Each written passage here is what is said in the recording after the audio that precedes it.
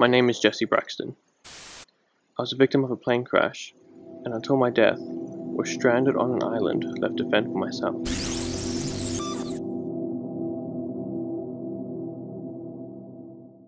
Video log entry 7. As you can see, I am no longer living outside. I've been quite busy today building myself this little house hut thing. It's not much, but it's enough to keep the outside and away from me. Being on top of this mountain should be safe enough, but you can never be too prepared, I'm sure. As an extra precaution, I've put some torches on the inside and outside of my house, and oddly enough, it does not seem to be a fire hazard. Today I went to go find out where the sounds were coming from. But before I did, I made myself a simple wooden sword. It was surprisingly easy to make. It was just 2 planks and a stick, but it still turned out like a sword. And I love this crafting table, but I don't think I'll ever understand it. So I climbed down the mountain looking for a crack or gap, somewhere where I could enter into the cave system within. But when I got to the bottom, everything looked different. I can't say how exactly, but it felt like things had changed since before I climbed up the mountain. Again, I could just be going crazy. Anyway, eventually I was able to find a crack about 10-15 meters up one of the sides of the mountain, and I started climbing up. As I got closer, I started hearing this hissing sound, nothing like I'd heard before. When I finally got up to the crack, I looked through and couldn't see much. There wasn't a lot of light, but I definitely did see lots of spider's web. Which is strange, because usually I'm afraid of spiders, but at that moment I broke through the wall and walked in.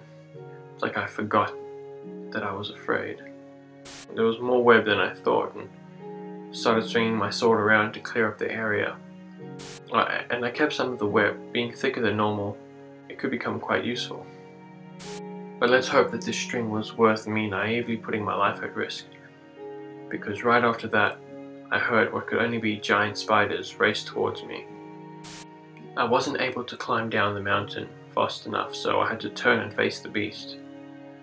I didn't know what to do in a situation like this, so I just had my sword ready in my hand, and as soon as it got close enough, I thrust it into its head, and that seemed to work. It collapsed in a heap, its legs curling up underneath itself. But there was still another spider in the room. I couldn't see it, but I could definitely hear it running around, trying to put me off. When it eventually stopped, I realized I heard it above me, and I looked up and saw glowing red eyes staring down at me. I couldn't do much before it jumped down on top of me, except for getting my sword somewhat vertical, and as it fell, it landed on it and killed itself. It was surprisingly light for something that big. Pushing it to the side, I got up and broke down more of the wall to let more light in. It was still not a lot of light, but enough for me to collect more spider's web, and also with the light I saw some sand and gravel.